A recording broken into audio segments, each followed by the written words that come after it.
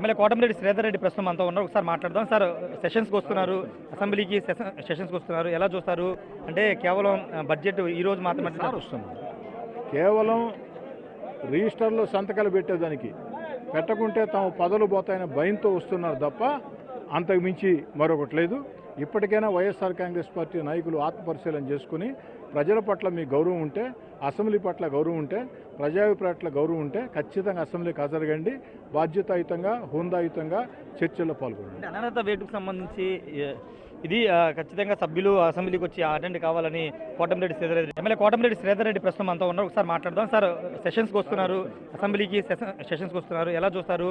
అంటే కేవలం బడ్జెట్ ఈ రోజు మాత్రమే వస్తున్నారు, కేవలం రిజిస్టర్లో సంతకాలు పెట్టేదానికి, పెట్టకుంటే తమ పదవులు పోతాయని భయంతో వస్తున్నారు తప్ప అంతకు మించి మరొకటి లేదు.